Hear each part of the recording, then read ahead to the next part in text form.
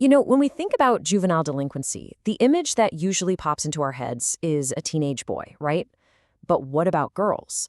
For a long, long time, their stories were pretty much ignored. So today, we're going to dive deep into the really complex world of female delinquency. We're going to get past all the stereotypes to really understand the data, the theories, and the very human stories behind the numbers. All right, let's just jump right in with a story that absolutely shatters that old stereotype of girls being nonviolent. Back in 2014, in a quiet suburb in Wisconsin, two 12-year-olds, Morgan Geezer and Anissa Weir, did something truly unthinkable. They led their friend out into the woods and attacked her, stabbing her 19 times, leaving her for dead. Now, miraculously, she survived, but the question that just floored everyone was, why? Why would they do this? And the reason they gave? It was just as bizarre as the crime was shocking. The girls told police they did it for the Slender Man, a fictional horror character from the internet. Their logic was absolutely chilling. They believed that by killing their friend, they would become servants to this mythical creature and, in turn, protect their own families. I mean, this wasn't some impulsive act of violence. It was premeditated, and it was driven by this really complex and deeply disturbing delusion. Now, of course, the Slender Man case is an extreme outlier. Let's be clear about that. But it forces us to ask a much bigger question. Is this shocking event just a total fluke, or is it maybe a signpost for a larger, more subtle shift in the patterns of female delinquency? Are girls, generally speaking, getting more involved in serious crime? Well, if you look at the data, it turns out something is definitely changing. Back in 1995, the arrest ratio of boys to girls was a pretty stark 3-to-1. But if you fast forward to today, that gap has narrowed a lot. Now it's closer to 2-to-1. So yeah, boys are still arrested more often, but the gender gap in delinquency, it's undeniably closing. And get this, it's not just about the number of arrests. The kinds of crimes are starting to look more similar too.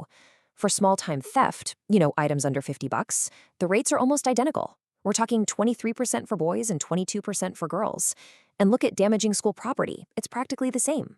The patterns of what they're doing are starting to merge. So that's the big question here, right? Why? Why is this happening? To even begin to understand this trend, we need to look at the different theories out there. Everything from biology and how our brains develop to socialization and the way society is structured. Okay, so for a long time, researchers have pointed to some key developmental differences. On average, girls tend to develop stronger verbal skills, which might help them talk their way out of conflict instead of resorting to violence. They're also often socialized to internalize their feelings, hold in sadness or anxiety. Boys, on the other hand, are often taught to externalize those feelings as anger. These are sort of the foundational blocks that all the big criminological theories are built on. So how do all these social lessons actually get inside our heads? Well, one really interesting idea is called gender schema theory. It basically says that from a super young age, we start to absorb these cultural scripts for how boys and girls are supposed to act. And then our self-esteem gets all tangled up in how well we perform that role. For girls, that script has traditionally been all about not being aggressive. For boys, well, it's often been the opposite. So to really unpack this, experts look at the problem through a few different lenses. There are 4 major ones, and each gives us a totally different way of seeing the same complex issue. First up, we've got what's called the trait view. This perspective basically says the answers are inside the individual. It looks at biological stuff like hormones and early puberty, and psychological traits like mental health to try and explain why one girl might become delinquent while another doesn't. So what does that actually look like? Well, for one thing, research links early puberty to delinquency, mostly because it can lead to girls hanging out with older, higher-risk boys. At the same time, studies have found that girls who are incarcerated have way higher rates of PTSD and mood disorders. It suggests this really deep connection between mental anguish and acting out.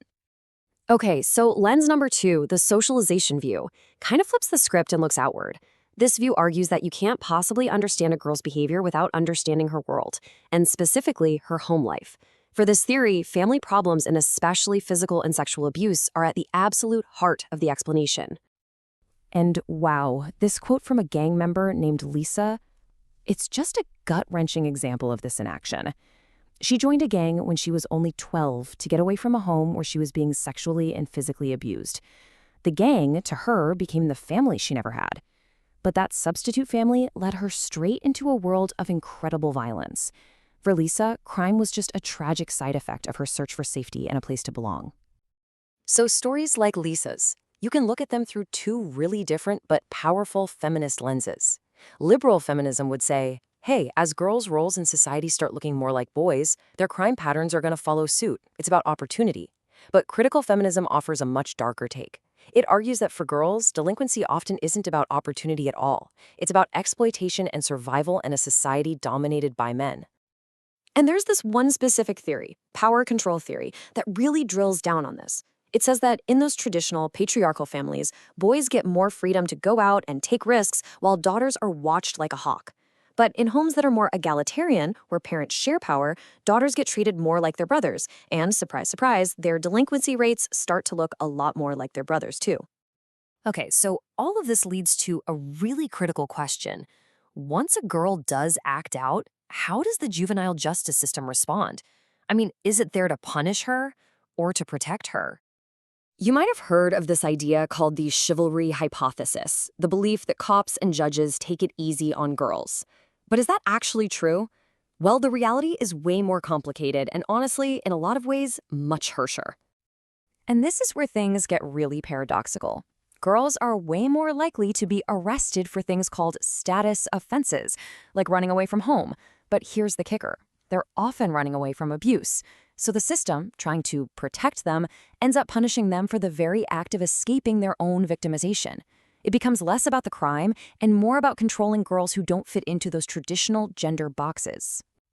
And this, right here, might be the biggest failure of the whole system. A staggering number of the girls who get locked up are themselves victims of severe trauma.